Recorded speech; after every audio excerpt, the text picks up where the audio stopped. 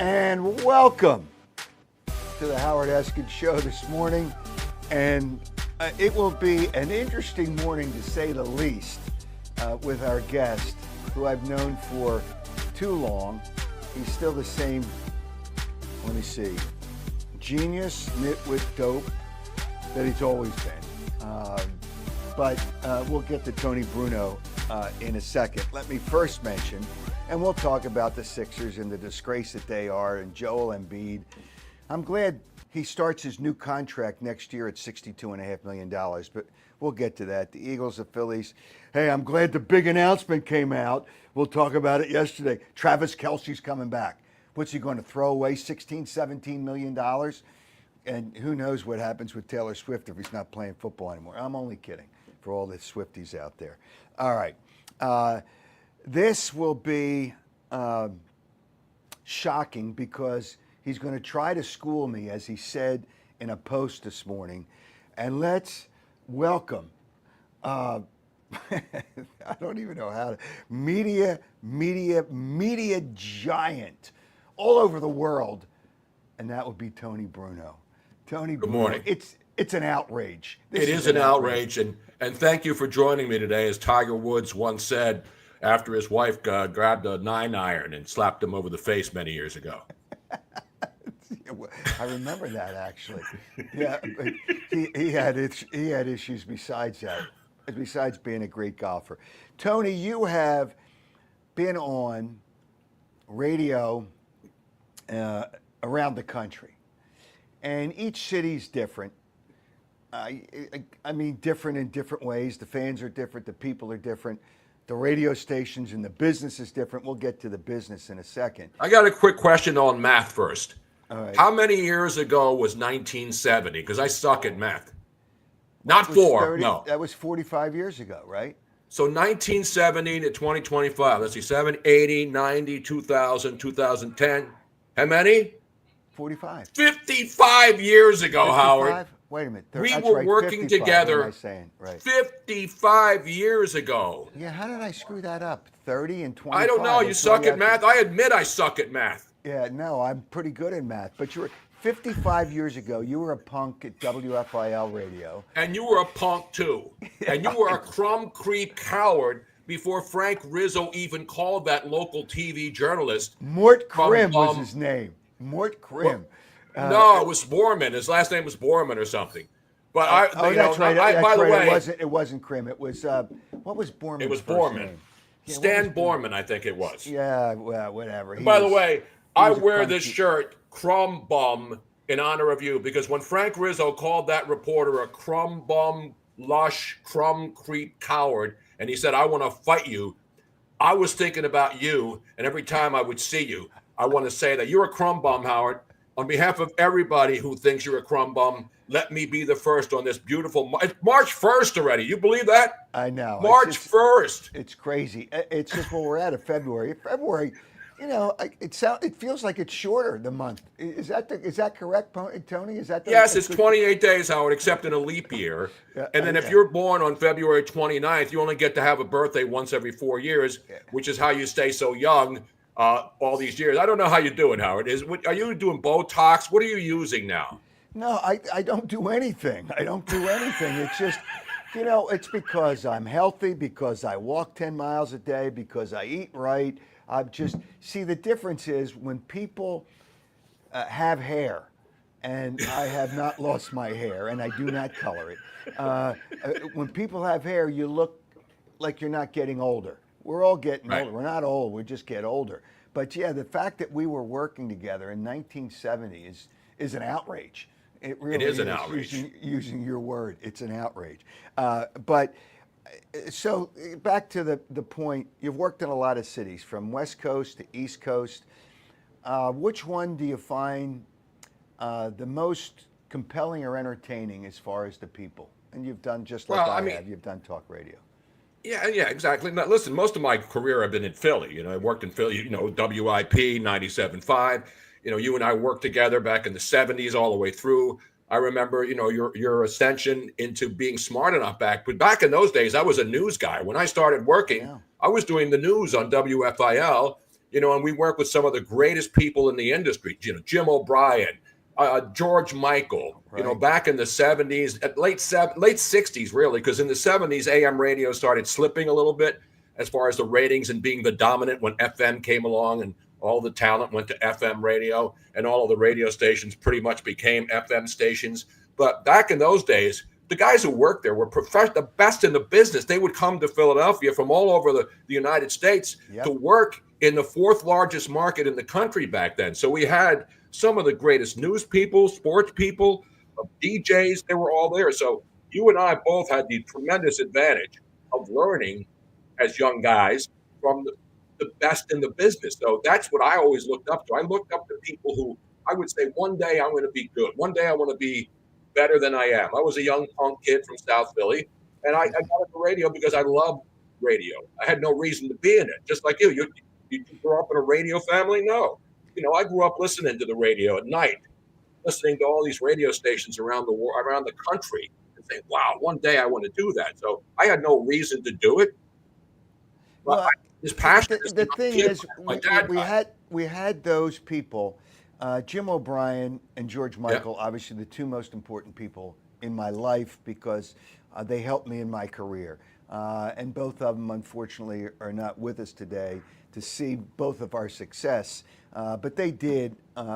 George asked me to come down to Washington and work with him. Jim O'Brien, unfortunately, died in the parachuting accident. And for the boomers that don't remember these guys, today in the business, there are not as many talented. They may think or people on the air are talented compared to the other people on the air, but there's nobody that I can even think comes close to either George Michael or Jim O'Brien for talent. And Jim was so talented and I did radio and TV, but he did different things on radio and TV. People have to understand these people today, and there's some talented people on the air. Oh, yeah. But nobody's as talented as those people. Nobody. Remember, George Michael was a DJ. Then he went up and did hockey, play-by-play in New York, right? George Michael. Then he started the Sports Machine, which really was the beginning of the let's go to the videotape era on Sunday nights with highlights. Before there was ESPN, George Michael had the Sports Machine, and he hit the big monitor and he'd roll the tape and play the highlights on Sunday night. So George, great guy. I got to see him at like Final Fours and Super Bowls in restaurants, run into him over the years. And we always had a great relationship. And Jim O'Brien, you work with him, I work with him. These people were the best of the best. And that's what happened. Again, I'm not trying to knock the modern day talent. There's people moving up I'm all about helping people move up the food chain. People help me when some young people come up and say, "Hey, how do I become like you?" You know what I always tell them, Howard? You can't become me. Become you. There's only one of me and there's one Howard Eskin. But if you have a passion to want to do something, what I always did is I always looked up the people that I thought were the best at what they do. And then you try to learn from them, and that's what you do. And then you just work hard. And nowadays, to be honest, Howard, nowadays, it's so much easier because anybody can do a podcast. Anybody can get a radio show. I mean, you can get hired right now, and you don't have to sound like you're not from Philadelphia or New York or Boston or wherever.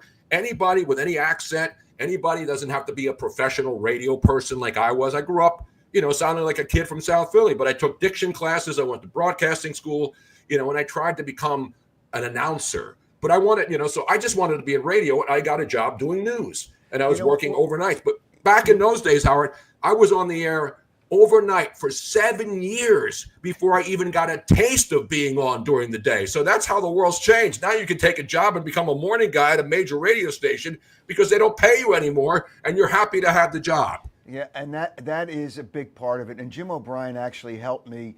He pushed me into television when I wasn't comfortable with doing it. He told me he'd kick my ass if I didn't take the job that Channel 3 offered me at the time because I wasn't going to take it. I wasn't comfortable with television. I just didn't think I was good enough. And he helped me while I was on. He was at Channel 6. I was at Channel 3. But the difference nowadays, you think about this. When we did, I did talk radio, and obviously you've done talk radio. We worked a lot of times by ourselves.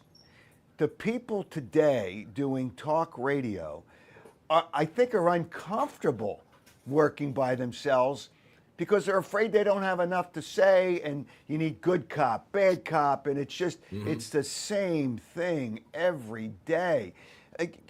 Try working by yourself, and for you and me, for me it was easy. For you, I'm sure it was too. That's just the way it was. But now, it's just not the same, and that's why I think, and I think you agree, podcasts are really the future of media. That's where it's going. Radio is a dying. It's unfortunate because we both loved radio and loved what it was, and we loved, the AM dial is dead. It's unfortunate. It really is unfortunate, especially in Philadelphia, because the Phillies are not on the AM dial anymore. But it's just not the same. People just, I guess they don't feel that they have to be better because they have somebody else there. Do you find it easy, or was it easy, and we're doing it now, and you do it, to just work by yourself? It's all right. We have a lot to say. Well, I've worked, the advantage I've had is that I work with the best people. And then I got jobs, working with one person or two people or 3-person team. When I left Philadelphia in 1977 to go to Birmingham, Alabama, the overnight DJ there, Kevin McCarthy at FIL, moved to Birmingham and became an afternoon host and the program director. And he called me and he said, "Hey, why don't you come to Birmingham?" I was making like 20 grand a year. I was married, with a young, no kids, but young. In 1973, I got married. And then in 76, I got this offer to go to Birmingham and do morning drive in Birmingham, Alabama. So I had to take the step back to go down to Birmingham so I could be moved up to a morning show. And I work with amazingly talented people down there to the best morning show. And I was like the third wheel, the weather and sports guy. And that's how I learned to work with different people in a format where, it's a morning, not a morning zoo, but it's a morning show with all the different elements. And then when I came back to Philly in 78, because my son was born in Birmingham, my oldest son, who's now 47 years old, he was born there, but my wife missed her family. So we moved back. And guess where I went back to? WFIL. And I worked with Don Cannon in the mornings there back in the 70s. And so you get to work with so many great people in your lifetime, and you learn from every one of them. So Don was a great friend. He was my son, my middle son's godfather. So you don't just work with these people. They become part of your life and part of your family. And to see these people leave us every single day, and it's going to happen to us eventually, all the people that we worked with who are no longer with us, you still think of what they meant to you and what they've done to help you get to where you are today. Tony, why do you think that the business, and we'll get into sports, and I want to talk about the Sixers. It's just such a disgrace. Trust the process, Howard. I've been telling you. I think you and I were the only two guys in Philly who were telling people not to trust the process. Again, I get the whole thing, the tanking, but I think it was. We'll get to that in a little while. But we both have to discuss this. This is burning issue right now. Yeah, Let's be honest. It really is. Why do you think that radio is fading? And it's really, FM revived it for a little while because people went to FM from AM. Why do you think the business of radio is really not that? It's just average. I'm not going to say it's bad. It's just average. And obviously we both worked there, and I recently worked there, and I could see it deteriorate over the years, and now people are going away from it. See, the great thing about podcasts, and let me mention two of the people that I think are important to the show, ABC Tickets, which you can get tickets all over the world with ABC Tickets, 800-355-5555. And I get Jeff Rulin in the last show suggested that somebody else start my car. Well, I have a device. People at Audi Devon are so good where I get my car. I have a warning for people that start my car. But after I was talking about the Sixers, he says, "You better have somebody start your car." But by the way, where is Sam Hinkie these days? Is he still surfing in L.A. somewhere? Body surfing? Who? Sam Hinkie. Oh, Scam Hinky is what I call it. Scam Hinky, yes. Yeah, he's at a Starbucks because they have free Wi-Fi, and he sits down. That's how he grades players. He does it on a computer. And these morons, and unfortunately, my son's not a moron, but he was in this case. He trusted the process. He drank so much Kool-Aid, he choked on it. But he's not the only one. No, I know. It's ridiculous. People that love computers and the new age loved all that stuff. But it's just unbelievable the way. And the good thing, and when you have sponsors too on your podcast, when we mention sponsors, they live forever on the show. They don't with radio, because radio, when they podcast the shows, take the sponsors out of the podcast. Correct. What are they paying for? I mean, so they can sell separately digital? I mean, it's ridiculous. You're right, Howard. The hardest part about doing a podcast, and I learned this, the thing about, we're both in the same age group. I think we're back exactly the same age, grew up at the same 1952 era, right. Boomer babies, war babies. And so the bottom line is, back then, radio stations wanted to hire talent and groom them and get them better.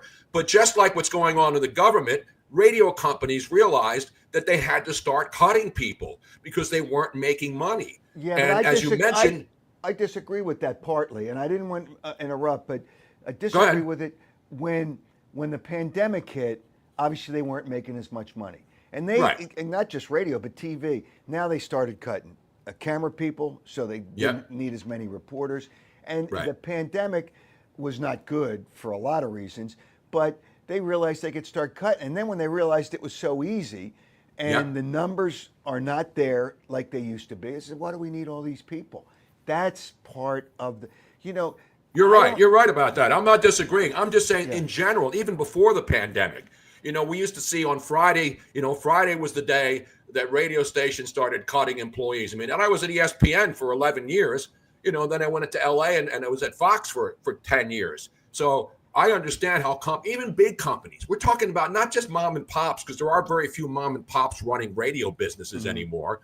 But back then, the mom and pops took care and cared about their employees. But then the mom and pops were sucked up and bought up by these conglomerates. And when conglomerates take over, just like the government, when they have too many people and they look at the bottom line, what are they going to do? They're going to start cutting. They're going to cut news departments, which they did in Philly and have done in every market. Philly used to have a lot of radio stations that had great news departments 24/7. Now Philadelphia has one all-news station, and most of it's pre-taped. And the people who were there, the legends, they've all been let go because they were making too much money. That's the world we live in now. And so I didn't know, because being an older guy, in the old school guys, a boomer, I had to think of what's the future. So just like when, we got into the radio business, I liked sports. You obviously were a bigger sports fan. You were going to games. Yep. I was going to games. We were watching the Eagles and the Phillies, and the teams suck really bad, and then watch them get good in the 70s. But the bottom line is you pursued it and basically were the first guy to do sports talk radio in Philadelphia on FM or any station. And, because sports talk was, was one of those things you'd hear for an hour a night. And even in New York, the Fan in New York, they had like a guy at night doing an hour of sports talk. So the Fan was basically a music station, became sports, just like WIP was a music station that became sports when they realized, and Ed Snyder and those guys and Tom Brookshire and the guys we got to work with, they realized they needed the radio signal to broadcast their teams on them. And that's when they bought radio stations for that purpose. Well, and the reality is I worked sports talk on FM before I even went to WIP. The call letters were WWDB from 79 to 82. Then I went to TV and worked at DB part-time. And then Mike Craven is the guy that really wanted WIP. He was the general manager to go all sports. And Mike was a brilliant guy who I knew for years. He was a salesperson at WFIL at one time. And, he wanted, so he asked me, because I went to a 10 o'clock news, if I would do a sports talk. So I did the first one on WIP. I remember the date, August 29th, 1986, and got it rolling. And luckily, it was successful, and then it moved on from there. But it's just, and then they all moved, and that was AM, and then they all moved to FM. But it's just, for whatever reason, TV's not the same. people just don't feel comfortable unless they're reading something. It's just unbelievable. Can't you just? The one thing that I learned is you got to talk to people. You can't read to people, and anchors unfortunately have to read the news when they do television, but you got to have fun. Sports is now it's rip and read. It's just they're going to be AI are going to be the sports people on TV in 3 years. They're just going to. Well, yeah, you look at the sports station. Look at TV news now. Sports used to get like a big block, right? They'd have the news and then the weather, and then sports would have like the big segment. Now the sports segments are like a minute, and they get in and get out because they don't have to pay sports people big money. Back in the day when Jim O'Brien and George Michael and all of these big name guys and Don Tollefson, back in those days, the sports guys made a lot. Joe Pellegrino, the guys they made big money being sports guys. Sports guys were celebrities because they would be seen. You know this, when you would go to a game or someplace else, it's sports related. Everybody knew who you were because you turned on sports at night when you watched the local news to see. This is back before cable and all the access to anything on the internet. That's what people grew up with. But now sports people are irrelevant on TVs. To be honest, let's be honest. Well, how many sportscasters? They put them at the end of the show and they give them a minute. Yeah, it's just I used to get 4:15 to 4.5 minutes when I started at Channel 3 because I said something. Right. That's what people want to hear. People want to hear something, and they urged me to say something. They urged me, Channel 3, it was Pat Palillo was the general manager, to say something. Now, you don't have time to do it because nobody does it. It's just, have an opinion. When you watch highlights on the television sports, you don't even watch the story. It's just a couple of home runs and a double, and it's not even the story of the game. It's the final score, and it's a couple of highlights. But it's changed all over. It's just, somebody, one of the you know why, Howard? Go ahead. You know why? You were the guy the first guy I saw. Before we go on the air. Yeah, right? But you were the first guy I saw that had 3 pagers attached to the back of his buckle. I mean, you had 3 pagers. You had more pagers than the terrorists who were getting blown up in Gaza. I mean, come on. You would walk around with more pagers than I can't even imagine. Pager stores didn't have as many pagers as you had on you. But the bottom line is, when I was at ESPN in 1992, we didn't even have internet. We had the scores. We had the wire machines. Now you don't need to wait till 11 o'clock to watch SportsCenter to get the scores. You can get the scores just as fast as the so-called sports experts and the guys. So now it's just about all guys in boxes on TV yelling at each other to try to get the space and the advertising dollars to get attention. I'll do one better. You have less reporters, less camera people, which cuts down the money, and newscasts just fill with a lot of segments of weather. Here's my personal weather forecaster right here on my phone, and it's more up to date than anything because they've already put it in. I did weather for a week, which I realized how easy it was. I rely on John Bolaris. John Bolaris sends me the latest forecast every day, so I know when people are going to panic in Philadelphia and tell their kids not to go to school. Well, I get on John when he says it's going to be 8 to 10 inches of snow, and then I drive around and there's hardly any snow on the street. Well, John hears from women who always want 8 to 10 inches, and so that's the barometer. Listen, when women hear 8 to 10 inches, when Miss Robin, my fiance, hears 8 to 10 inches, she gets excited. Every woman gets excited at the thought of 8 to 10 inches. Howard, come on, man. Okay, well, 8 to 10 inches of snow. All right, let me kind of reverse it back here. There was some comment here. First of all, JC, I think it was JC Sports said, "All rise to the king." But and I understand that. Jim O'Brien, another comment, was the GOAT. But somebody else said, "All things recycle, it will come back." I think it's too late to come back for television and radio because they're just happy with what they're doing. As long as they, play-by-play fills up a lot of things. It's just, it is what it is. Somebody just told you to keep it clean. So me, I haven't used one profanity here, Howard. That's an outrage. My show. When I do my show on Friday nights, my show's at 7 o'clock is when you can go blue. I don't want to work, Blue. I don't curse. The hardest part of doing this, this, is to be able to be off the air and say the filthiest, nastiest things. Every other word's the F-bomb. But when you get on the air, you understand that it's not just about doing Howard Stern and using profanities and talking about, crazy stuff. But I've always been honest. I've always been a straight shooter, just like you have. You just have to be yourself. I'm not an act. You're not an act. I'm not an act. We don't put on acts. We're ourselves. You say things just to say things, not that you really believe, and you don't care that you get caught down the road. Well, you said this. Yeah, I changed my mind. That's not the way it works. Just say what you believe, and if you're wrong, I mean, there's been a few players, and I've discussed it on previous podcasts, that wanted to kick my ass, and I understand that, but then you talk to them. I understood what I said, and if I was wrong, I would go on the air and say that, okay, maybe I was wrong, but it's okay. But they want to see you to be able to talk to you, but that's not the case anymore. People it's like hit and run drivers, which is unfortunate. You say things on the air and nobody ever sees you, but it's a shame that it's not the way that it used to be.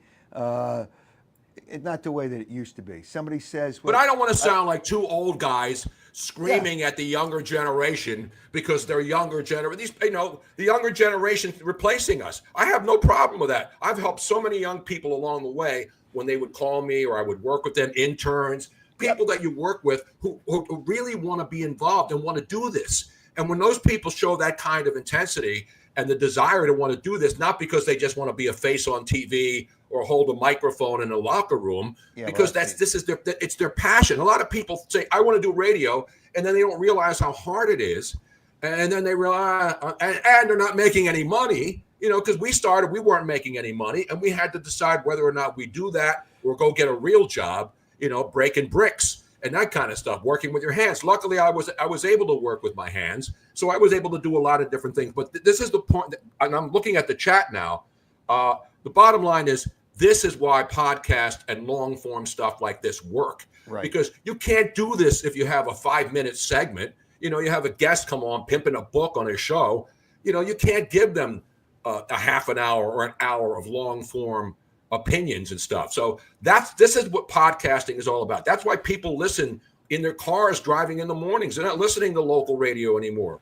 Well, even satellite, which is expensive to have. People want to hear interesting long form stuff.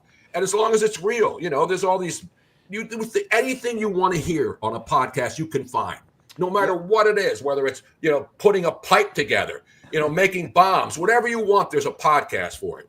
Yeah, there's a comment here, Big Daddy Al, Rob, local TV sports reporters are useless now. It's people, unfortunately, just want to be on TV and they mail it in. But here's when Channel 3, when they hired me, cared about the quality of the people on the air. And I never worked television.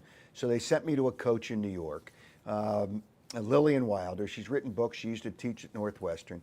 She scared the daylights out of you. But what she did say is real and natural. Just be yourself. When I would do a sportscast on television, I'd write my own scripts and I'd write it to talk to people, not read to people. And that's unfortunate. Did you once say, "Oh, F it, we'll do it live. I'll write it and we'll do it live"? And that's the Bill O'Reilly. Remember when Bill O'Reilly went nuts and said, "I'll write it and we'll do it live"? Yeah. That thing sucks. That's one of the greatest sound drops ever, Howard. What's wrong with you, man? Yeah. Well, here's another. I remember one time. I remember one time I was working on a story. It was Leonard Toast was going to sell the Eagles, and I was up in the general manager's office, and we were talking about it. And I didn't have time to write the sportscast. So I came down, all the tapes were set up. They said, "Well, you don't have any copy." I said, "You'll know when I go to the tape." It said, the old George line, "Let's go to the videotape," but I would say, "Let's go to wherever it was." So, a spin-off of George. And I did the whole sportscast without one word written. Do you think anybody could do a sportscast today without anything being written? There's some really good talent. I mean, like Scott Van Pelt at ESPN. I shouldn't say anybody. I mean, he right now, Scott Van Pelt is the best talent good. on ESPN. Yeah, right. I agree. Because he's not a talking head. He's smart. He does the gambling Right. stuff. I mean, because ESPN Sports Center has become pretty much irrelevant now in this modern day. But when you have a guy who's as good as Scott Van Pelt doing like the late Sports Center after the games, you want to watch him because he's funny, he's talented, and he does a good job. But you're right. Most people don't watch TV to get sports updates. They get it on the phone. You don't have to wait for somebody, the same people to tweet the same story 50 times when it's already released to the public. So everybody can be a journalist now. All you got to do is go on X and see the people writing the same story over and over again, like they brought it up, like they actually did it. And people are saying, turn a light on. I have a light on. I don't know why it's dark in here. It's 8:30 in the morning. It's 71 degrees, Howard. See, Howard's got a professional studio there. I'm doing this in my house. It's a dark world. It's a dark space that you're in life, Tony. That's probably what it is. Here comes Robin. She's coming in because she sees I'm in the dark. Listen, I love piano in the dark. Robin's pulling down the shades. See that? Now we see the light. Now look at that. Now you see the light. It took you 55 years to see the light. Let there be light. 55 years. When I came in here, it was still dark out, Howard. That's my dedication to my craft. I came in here, I got ready, I turned on the computer. Robin was sleeping, and now all of a sudden... Now you know what? 55 years and 20-some minutes. It took you 30 minutes. It took you to see the light, and that's good. All right, I just noticed it because I was in the dark, and you got that. You got the pretty jacket on. Now, where's the fur coat? People want to know. Did you put the fur coat away yet? Is it still time to wear a fur coat? Custom-made jacket, suit, by the way. Wait, who was the tailor? Maroney in Mullica Hill. Maroney. Well, you know who my guy was up there in Doylestown, Jenkintown, right? Yeah, I've moved on from Frank. Yeah, so Frank Ventresca. You moved on from Frank Ventresca. That's right. Sometimes you got to take it. Change is important in the pursuit of success. Remember that, Tony. And that's I live in Florida. I'm like Zelensky. I just wear T-shirts and shorts all year long. I don't even know coat anymore, Howard. All right, let's get into sports. Let's get into Joel Embiid. Let's get it back to Embiid. This is, as you would say, the 76ers are an outrage. They conned the fans. They knew Joel Embiid was hurt to start the season, but they wanted to sell tickets. And they went, we'll see. Well, then they were announcing he's a game-time decision. Forget about that. First, he should have never played in the Olympics. That was an outrage, as you would say. It was a joke. It was, as I would say. I'm telling you, this is unbelievable. Your opinion about Joel Embiid and your opinion about what the Sixers did to con the fans into buying tickets. Well, I think you and I were the only two guys on Philly radio. And remember, I was working for 97.5, which was the station that had the 76ers. So when I would go on the air and call it out, I would get called into the GM's office because they had the rights to the team. So don't be safe. Who was the guy from New York that they hired who was like running MSG and they brought him in? He was a slick guy. This is back when, before the GM and the revolutionaries. Remember the guy who's now running AMC? He was the GM for a while, and he was giving away free tickets. Remember trying to get people in the stands? They had a couple of GMs. Are you talking about Brian? No, before Colangelo. They had this guy who came in, and they brought the guy in from New York who was a slick-dressed guy, and he was a con artist. But they brought him in to try to sell the process, and then they brought in Hinkie, who was the biggest fraud, who never did anything except body surf in Malibu. Now he can't even do that anymore because all the oil's in the water after the fires and the sludge washed out into Santa Monica Bay, where I lived for 11 years. But so the Sixers process was consumer fraud. It was a Ponzi scheme. And that's what bothered me. Listen, you and I know, we were there for Billy Cunningham and those Sixers teams and Moses Malone. And we've seen the worst teams since 1970, the 73 team, which was the worst team in NBA history. And we knew Freddie Carter and those guys. So we grew up watching the Philly sports teams get bad, good, suck, win, and then get suck again. And so we've been through all of these eras where good teams and bad teams in all of the sports. We saw the Phillies grow up when people hated Mike Schmidt because they thought he was too cool for school. They did the same thing to Jalen Hurts. He looked like he doesn't care out there because they make the game look easy. But anyway, back to Embiid. So the process starts. Let me just throw this in, Tony. Miss Robin sent out a message here. The man is helpless without me. Shh. Hey, Robin, go back to bed. Make me a sandwich. But I didn't want to interrupt your trend of thought with the Sixers. You're right about Scam Hinkie. He's a total. Adam Aaron. Thank Adam you, Rich. Aaron. Rich. Yeah. Adam Aaron, he was like, remember, he would him. go out there and he'd bring out the revolutionaries and all these characters on the field, right? And then he would give away box. Listen, he was a good promoter. And then he went to AMC and took that thing into the tank. Right, that's right. But anyway, Aaron. Scott O'Neal was the other guy. Thank you. Scott O'Neal. Yes. Remember? He was a slick New York Ranger, Madison Square Garden guy who came in and he was smooth. And so he would come into meetings at the radio station in the conference room and tell me to cut ripping the Sixers, because that's what happens. You know this, Howard. If you pay a lot of money for rights to a team, no matter what city you're in, the team runs the radio station, tells you what to say and what to do in most cases. And in the case of the 76ers, they did not like people on the air on the radio station that was their franchise saying anything bad about the process. And I refused. I said, I'm going to work here because I'm going to give my opinion. I don't hate the 76ers. I love the team. I grew up, I was there for the 67, 67, 66, 67 guys when I was a punk kid. So the bottom line is, the thing that bothers me the most is now radio stations and TV stations, because they pay so much for these rights fees, they have to be beholden to the teams. And so that's why you have to be afraid to be on the air if you work for a radio station where you can't criticize the product, because it's not that you want them to fail, you want them to succeed, because that's what we are as sports fans. You want to see in your city, and Philly's our city, even though I don't live there, I still have a house there in South Philly where I grew up in. So I'm still a Philly guy. I still pay taxes there. And I still give opinions about Philadelphia because it's my home. I love it. Right. My family's still there. My kids are up there. So I don't want to hear this bullshit about, well, you're in Florida now. Why do you care? Because I still care, because it's my hometown. Everybody comes down here from Philly. There are more Philly people here than there are in Howard Eskin's neighborhood, for God's sake. Well, I don't know about that.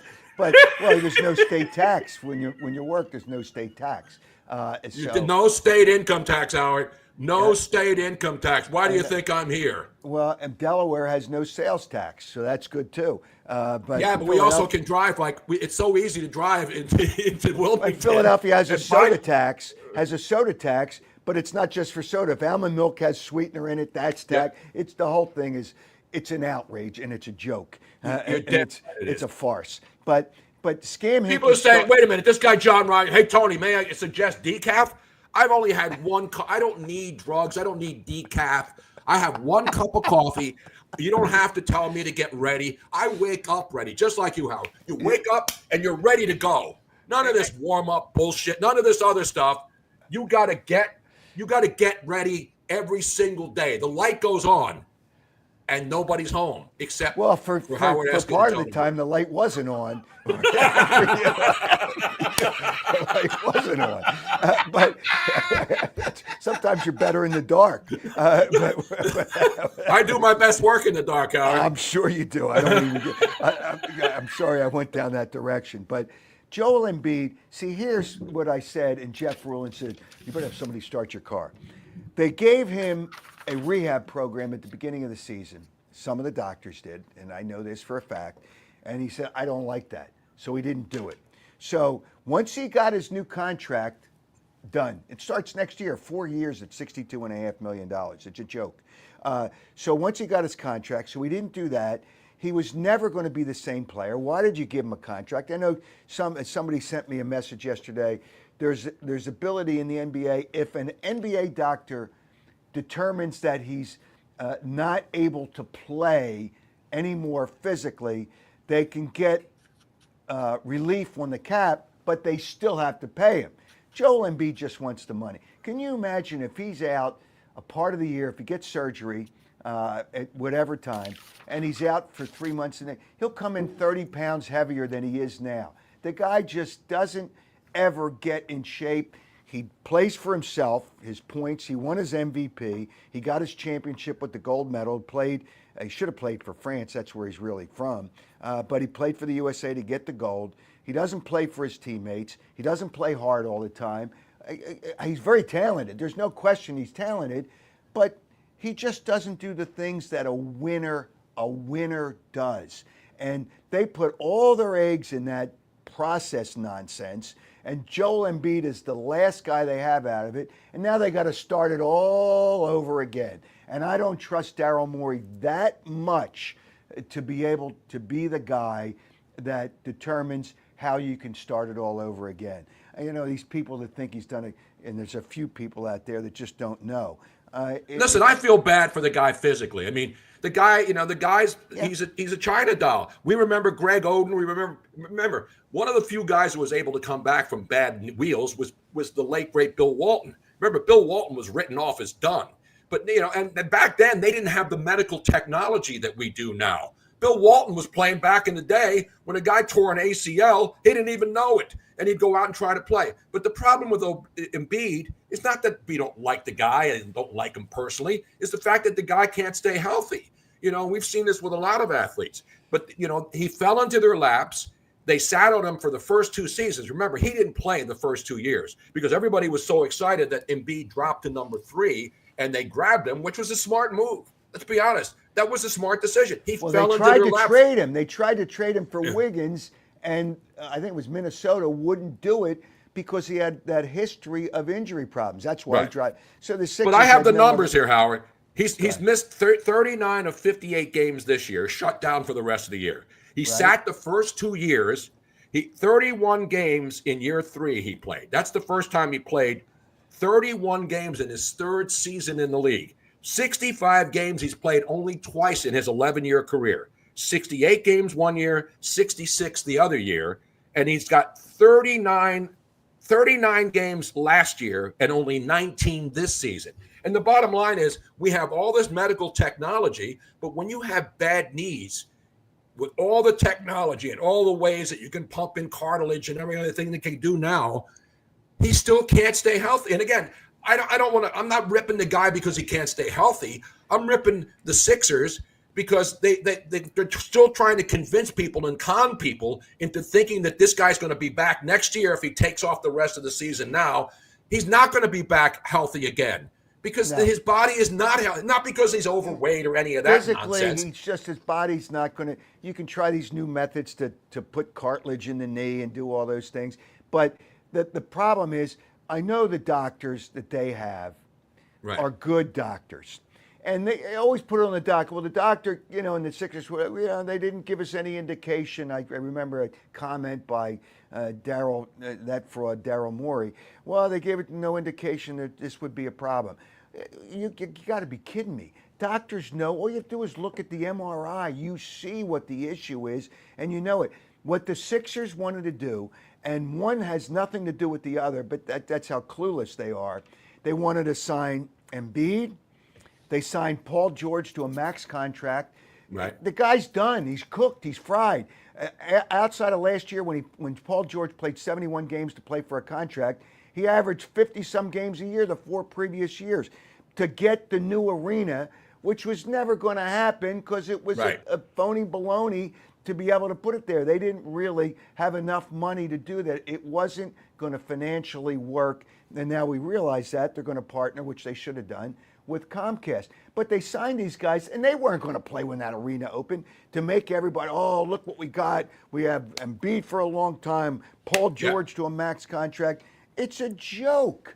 It is, and that's the other thing, Howard. The whole arena thing, and people, and then the people in Chinatown were pissed off. The people in the neighborhood were pissed off, but they didn't care. They had an agenda. Josh Harris had an agenda because he wanted his own damn building because he thinks he's so important in Philadelphia when he owns the Islanders and he owns the Redskins, and now we're supposed to love this guy who's just a carpetbagger who's just trying to buy. Listen. Rich people, I have no problem with rich people, but don't come into Philadelphia and pretend you're some savior because you want your own damn arena downtown, which no one would go to. How many times have they tried to make the gallery something that matters? That thing's bombed twice already. Yeah, and that's got retail, and it's open every day basically every day of the year, where there'll be 250 dark days.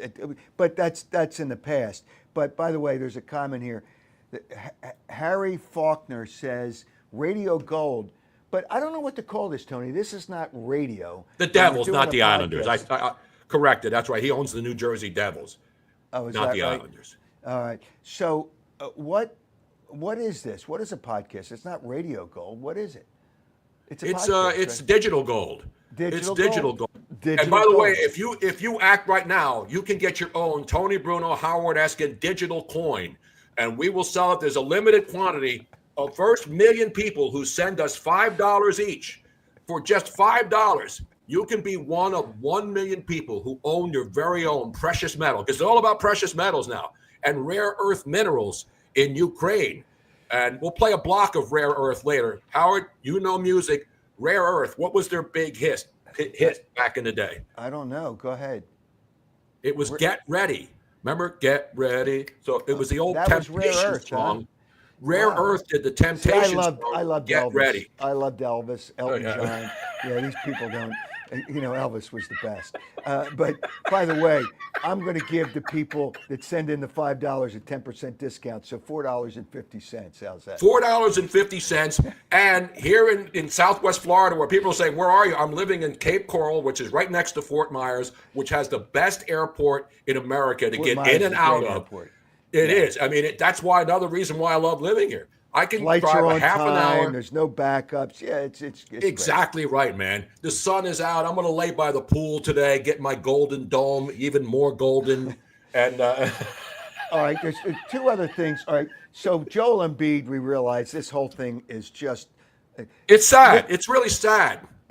But what I've said is the Sixers are 3 to 4 years away from being 3 to 4 years away. Exactly. From being 3 to 4 years away. Remember what would you used to say it, Howard?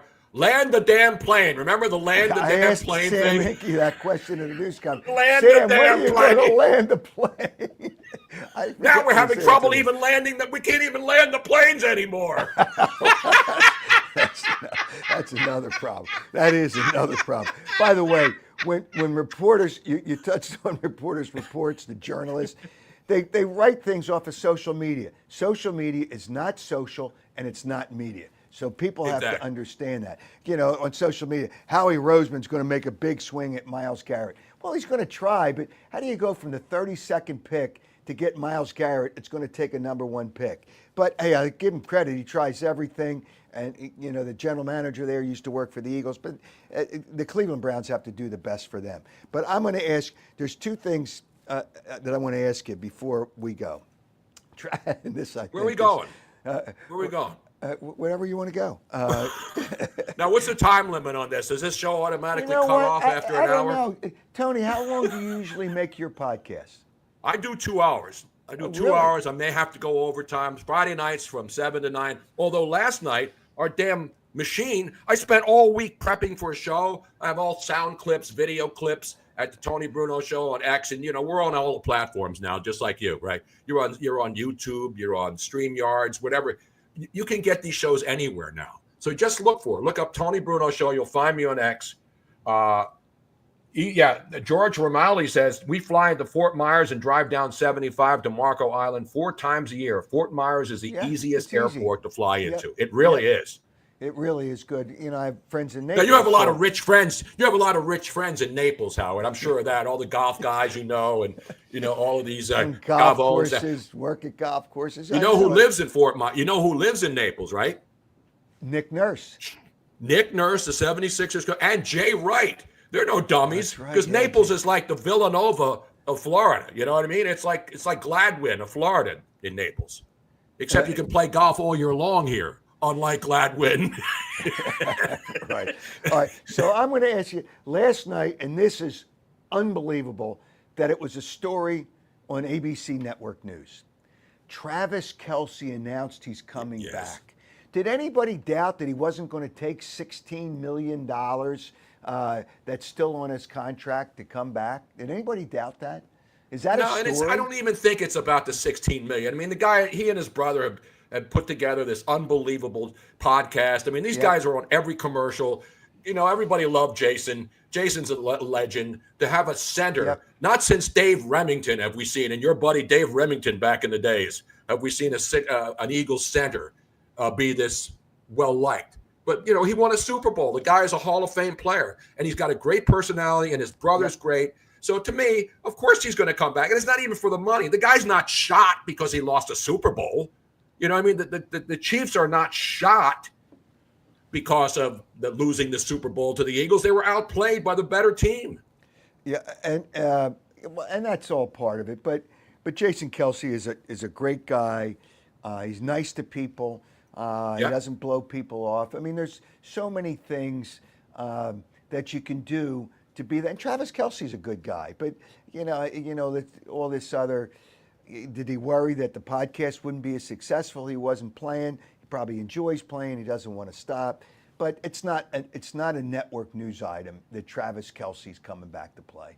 Really? No. That's not a network news item. All right. Gene Hackman's best move, and I actually had Gene Hackman on my radio show one time. I forget if it was a movie or I don't know if it was a book that I forget what it was. And years ago we never taped anything. I wish I did.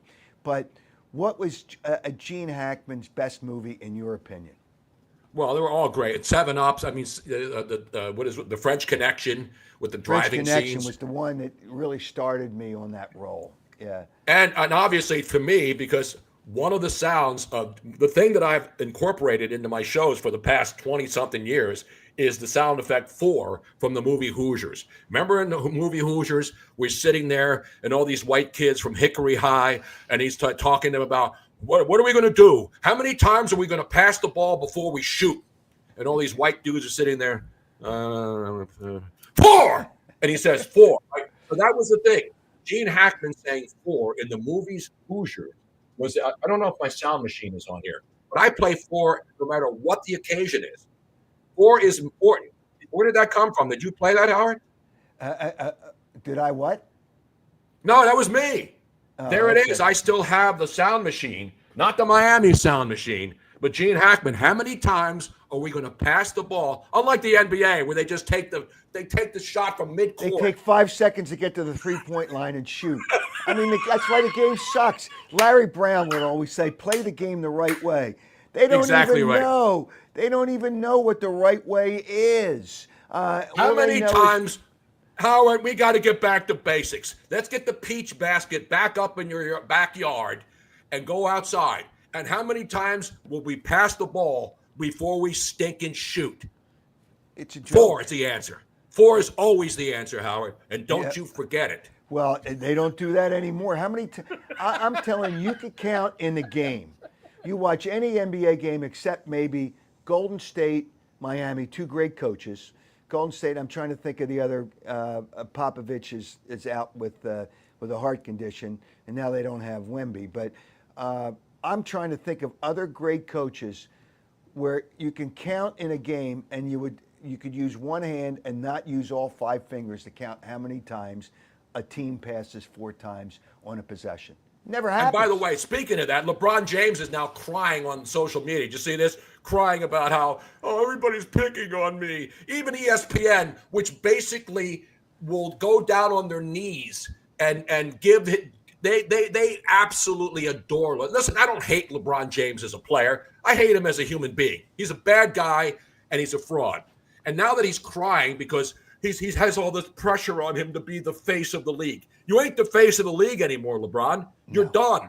You're a quitter. All you care about is getting your son in the league. The Lakers stink. All he does is go from team to team, and he's one of the reasons why the NBA sucks. He has hurt the NBA more than he's helped it because all he wants to do, he's got this whole thing where I don't want to play with this team anymore. I want to go to Miami. No, I want to go back to Cleveland. Well, That's he the chooses problem up. with the It's NBA. it's like a pickup game in the schoolyard. He chooses his own sides by Exactly. if he goes to a team. All right, this guy's going to come in, and the Lakers. Hey, I'm going to leave, and he wasn't going to leave unless you do this and get this. Yes. It's not. I call him LaFraud James because I think he's a fraud. He LaFraud is a James fraud. is a fraud. Now He is. and He's then- not the king, Howard. You're the king. All right, we should do a regular show called The Two Anybody Kings. that gives themselves their own nickname, Yes. it's fraudulent. They're frauds. All right. He is a fraud. He gave himself King James. He's not the king, But No, he's not. I call him Queen James. I actually responded to him when he was bitching yesterday, and I said, "You're the queen." Yes, queen. That's how I respond to LeBron. Yes, queen. Okay, all-time players. Remember Torrey Smith, the wide receiver for the Eagles? Absolutely. Okay, Torrey and I every day, maybe once or twice. He was a hell of a player, Howard. He was a good and a great guy. I say Michael Jordan's the greatest of all time.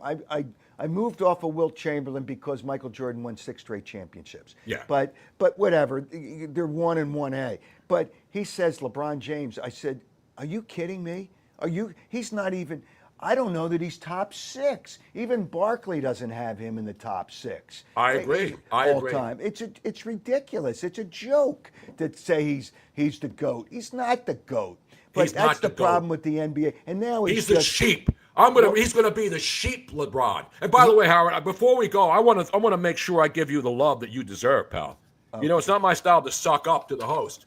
But Howard Eskin, ladies and gentlemen, is now Dr. King, not Dr. Martin Luther King, not Stacey King, not King Corcoran, the old Philadelphia Eagles quarterback, not the Burger King, although you and I have been filmed together at Super Bowls with the Burger King, and people have called you the Burger King, Howard, even though I can confirm now that you never were actually the inspiration for the Burger King, even though people think that you may have actually been the original Burger King. Can you confirm or deny that right now, Howard? I was not the original Burger King, and I didn't give myself my own nickname. There was a story done on TV, and before I went into radio, before I went into TV, called me the king of sports talkers.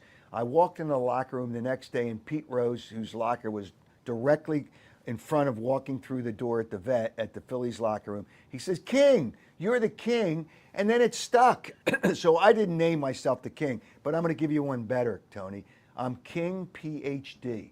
That's my mantra now. King PhD. I got the honorary doctorate. You have a product line? Do you have any merch? You got to start putting that on T-shirts. Just like, you know what? I did put it on a T-shirt. If you're interested in the Crumb Bum shirt, you can go to my website. Stan Borman was the guy's name. That I told you it was Stan Borman. Stan Borman. I told you that. You're a crumb bum. You're a crumb creep, Howard. I want to fight you, Howard. I'll take you all on right now.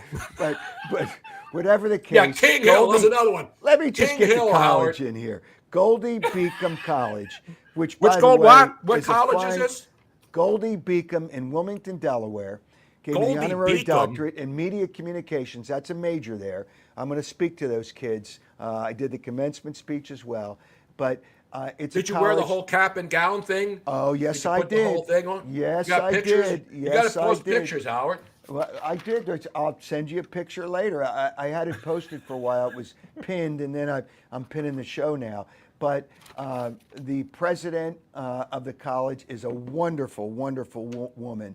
And I just can't say enough. How about tuitions under $15,000 a year? Because they use their endowment funds, which these other schools have. Some of them have $2 billion. Yeah. $2 billion in endowment money, and they don't use any of it to help educate. That's good, because all of these places like Columbia and all these schools, they should lose every dime of any federal money that's sent to them. Shut these stinking Ivy League schools down. Shut them down, and shut them down now. Okay, well, I'll take that suggestion. So Goldie Beacon, huh? Goldie Beacom College in Beacom? I thought it was Beacon. So how do you spell it out? Beacom. Beacom. Goldie, Goldey? D-E-Y, yes. And do they have gold bar? Now, do they have gold bullion? Do they have gold in there like Fort Knox? Because everything's about gold now, Howard. It's about gold. It's like radio gold or podcast gold. Yeah. Dr. Eskin, ladies and gentlemen. Dr. Eskin. Not to be confused with Dr. Fine, Dr. Howard, Dr. Fine. And the boomers don't even know the Three Stooges. But Colleen Keith is the president, a wonderful, wonderful lady, does a great. Matter of fact, she's on boards. Division II, she's the chairman of the board, I believe, of Division II sports, and she's now on the board of Division I sports. So she's a sports person as well. So, it's a well-rounded college. They had seven students from overseas that were in that graduating class. So, and I feel proud. I feel proud to be honored by such a No, fine that's awesome. college. Let me give you a roaring round of applause, Howard. There. If you don't do it, I'll do it. All right. Hey Tony, this is really fun. It's I know. And fun by the way, there's one guy on there, Angelo Soldavila, says Tony Bruno keeps interrupting. So annoying. No, What it's can you not. say You're fine. to Angelo right there, Howard? You're fine. You're fine. But the thing that we have to look forward to, Tony, is another tank job by the Sixers. We haven't even gotten to the Eagles are good. It's hard. I mean, it's hard to come back and do it again. The Eagles are good, and they'll do some good things in the offseason and try to keep some players. But, you know, the Phillies, you know, they're not there yet. They're not there yet, and I thought they had their I'm not there chance. yet. I'll be driving. By the way, the good thing about living here, 2 hours away from Clearwater, I will be up there like I go every year. It's a pilgrimage. And it's just, you know, you've been there. You've been to now it's Baycare Ballpark. Great place, great facility. I'll be heading up there. I'll be sitting in the stands, though, because I want to be with the people, Howard. I'm not sitting up in luxury boxes. I'd wish they played the starters more games, and they're starting to play some of the. Trey Turner led off. I don't like him as a leadoff hitter, but I like. Did you see what happened to stinking the MVP guy? Got hit in the face with a ball the other day. Did you see that got right hit in the arm face? and it hit him in the face. He played. No, but it hit him right here, Howard. That's all right. He's fine. They're tough guys. They should be tough. Well, they're not tough guys anymore. It's like PK Subban killed the NBA because they don't play hard anymore. They don't play. It's just not like hockey players. But it hit him in the face. But he played yesterday. I think he got a hit. Trey Turner was 0 for 3 with 2 strikeouts. You know, it's spring training. You're not facing any pitching, and it's too early to really judge. I like him. If there's a man on base, somebody could be running. I want Stott to hit leadoff, but I've already told Rob Thompson what I want my lineup to be. But what about seeing Kyle Schwarber with a first base mitt the other day? Huh? They have him first base. Yeah, well, but you're going to have Realmuto play first base. The times he doesn't catch a lot of times, DH and first base. How many first basemen? They got a bunch of DHs and a bunch of first basemen, but Harper will play. Harper's still going to play 135 games. Oh yeah. So that'll be the case. Tony, all right, tell the people again when your podcast is on. My podcast is usually on Friday night from 7 to 9. It's on at Tony Bruno Show. It's on X. It's on YouTube. It's on Tinder. It's on Pornhub. It's on all the different places that you normally go to. Yeah, and it's just, you know, and you get alerts. Just subscribe to Tony's show. You can subscribe to this show on YouTube. I only ask for $25 a week to watch the show, and I think that's a bargain in these days, Howard. I know times are tough, but $25 a week is nothing to most people, especially Howard Eskin people like in Marco Island down here, or if you're in Naples, or if you're in Radnor, or maybe Gladwin, on the main line. Yeah, another fine area there. It's just, you know what? That's and Devon, where Audi Devon's located, is a fine area. So it's all good. My next car is going to be an Audi. I've said it all along. I think Audi is the finest car. Seriously, I just can't afford it, but I have a truck now. I'm driving a Ram 2500 because I live in Florida, you know, and I got to haul stuff to my new house, which is under construction. By the way, you follow us on Facebook too, Tony Bruno Show. Miss Robin and I post videos. The ones that people care about more than Sports Hour is me and Robin working on construction sites. That's what people love. Oh, that would be great. Construction. People love that stuff, man. Yeah, you know what? I've not seen it. I'm going to have to make sure that I see that but you mean you watching Robin work, right? Robin learned from me. Just like you learned from me, Howard. Robin has learned everything she knows about construction and how to do things from me. I'm a teacher. I'm the guy. I'm like the teacher for all. You just absorb my knowledge and my skills, and then you go on to become an all-time great, Howard. Okay. All right. So, all right. One last question. I was joking, by the way. I know people don't understand. People that don't know me don't realize I don't charge people to watch the podcast. It's free. You know, you can tip me. Yeah, you know, like they do at Starbucks. You walk in and they say, like mine. It's on Twitter, Facebook, Instagram, and YouTube. So, you know, it's all good. It's all good. But one last question. Yes. And I said the Eagles before they won last year were the next team to win a championship in Philadelphia. Obviously, the Sixers aren't going to a championship for at least 8 to 10 years. The Flyers, I think, are going in the right direction, but they still have a way to go. And the Phillies, they're a good team, but they're not good enough. So the next team to win a championship in Philadelphia will be? Hopefully the Phillies, because the Phillies still have that window open right now. They went out, everybody's, they didn't do enough in the offseason. They got new pitching, and they still have a pretty damn good lineup. But when you look at the Dodgers, look at the Yankees. They're already going crazy in New York in spring training games about how the Yankees suck. So, Philly, New York, Boston, those fans are the most passionate. They're the ones who go crazy at every at bat, and there's 162 games left. So you got to relax. You got to relax. As Aaron Rodgers said, RELAX. Yeah, I think I have that in here somewhere. Or as Harry Mays once said. What did he say? Tony. The machine's turned off. Because it probably doesn't come through on this podcast. You are an outrage. You are. Yeah, we're still on the air, I think. All right, Howard. It's been a lot of fun, man. Hey, you know what, Tony? We'll have to do it again.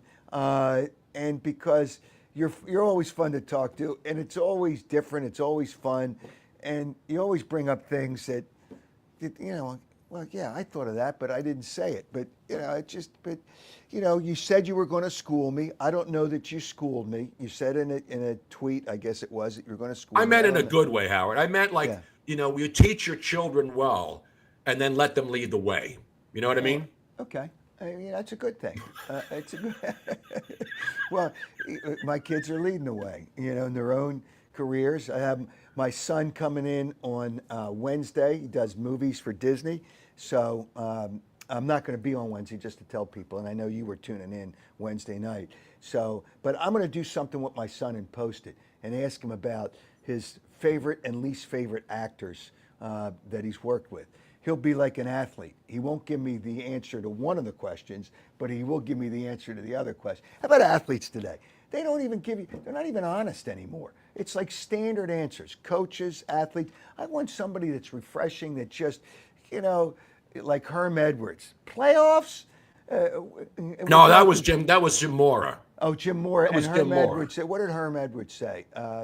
Herm Edwards was. You play to win the game. Remember that?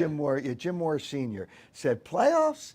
And remember the great Jim Calhoun once said. What did he say? Yeah, get some facts and come back and see me. Remember he told that to the media when they were giving him a hard time? But anyway, I got to give a shout out to T-Bone from Trevose. T-Bone from Trevose. All right. Well, you want Don't get T-boned, Howard, when you're driving out there with your Audi. No, I'm not going to get T-boned. But the thing is, it's just, I forgot what I was even going to say. But it's fun to keep it real.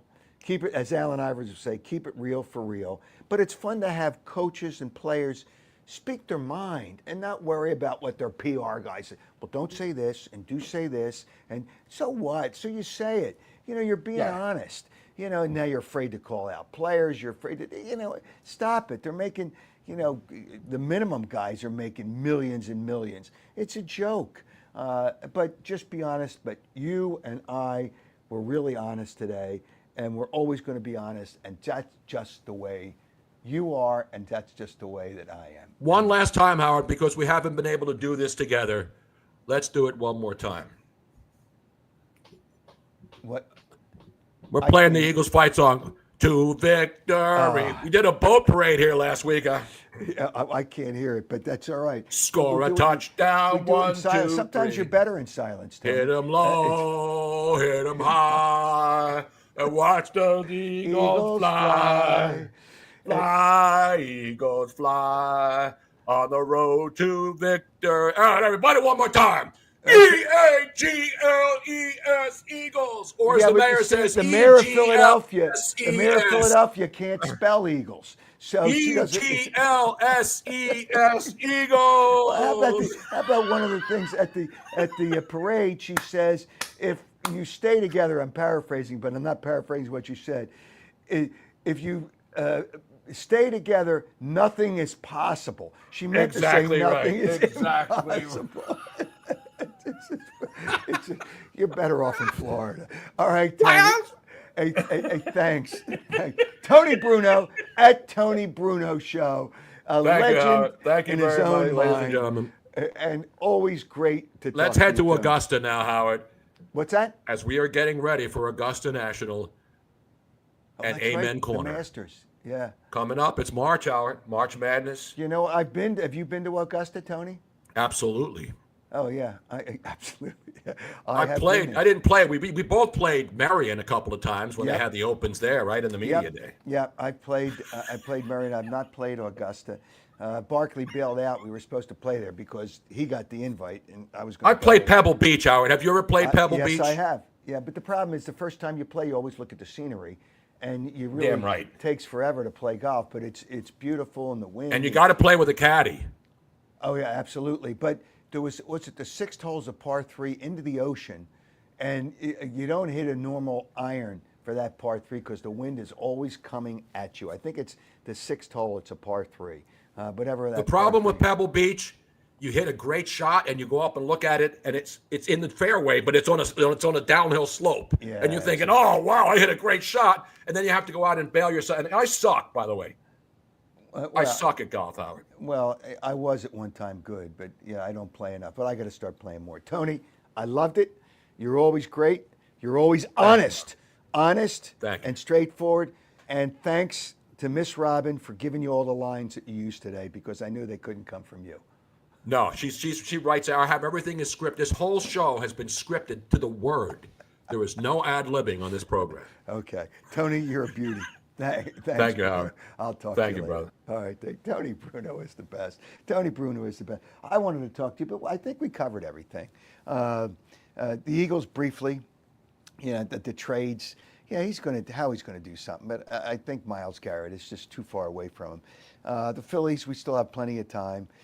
To have on network news, Travis Kelce's coming back is a joke, and obviously the reason behind that is obvious. And Gene Hackman, I just feel so sad. Such a great actor, and who knows the way he died, and maybe, his pacemaker didn't work. But whatever, I don't want to get into it. I want to remember all the great films that he had. And the Sixers are a joke, a farce, and it's ridiculous. Just remember, you have 4 more years of Joel Embiid after this, and he's going to want to play. And an NBA doctor has to rule that he can't play anymore for the Sixers to get cap relief, but they still have to pay. Now, are they really going to pay the money, the $62 million, and then sign somebody else? That's what you have to worry about, even though it won't count against the cap. All right, thanks again to ABC Tickets, where you can get tickets anywhere in the world. I speak about these people because I know these people. 800-355-5555. And I also know that I can go out and start my car from Audi Devon, and it'll be fine because the car is great, the people there are great, helpful, but I don't think anything I said today was crazy or outrageous. Tony may have said some things, but thanks to all those people, and thanks to you. And just remember, Wednesdays at 7:30, but I'm going to post something on Wednesday night, and I'm going to try to do it at 7:30 when I'm normally on, because my son's coming in from California. I don't think he's been back to this area. He works for Disney, does movies for Disney. So I'm going to I'm going to have him on, and I'm going to post that. And I'm going to ask him some tough questions. And so Wednesday, I'm going to take the day off, but I'll be back next Saturday. And I wanted to try, the other thing I want to try to do, and it seems like it's better on Saturday, I wanted to try to include you, the digital callers. I'll call you people, digital callers, and we did it a couple of weeks ago, and it was very successful. If some people don't want to be on camera, you can turn the camera off and I can just talk to you. But we're going to do that in the future too. So the next time I'm on the air, I want to try to do that again. Thanks to Creative Outfit, Thanks to Tony Bruno. Thanks to all of you people out there. Thanks for your comments. Somebody said, best podcast yet, Howard. You and Tony are amazing together. He brought it up. I didn't realize we knew each other. We've known each other for 55 years at FIL. It's just, the process is a joke. But the comments, $2 tickets at ABC Tickets. I don't know if they're selling for $2. If I'm then, I would take anything. I would take anything. First of all, they're not going to pay you, but the Sixers ought to pay you to go to the games, because remember, you have to pay for parking, you have to pay for concessions.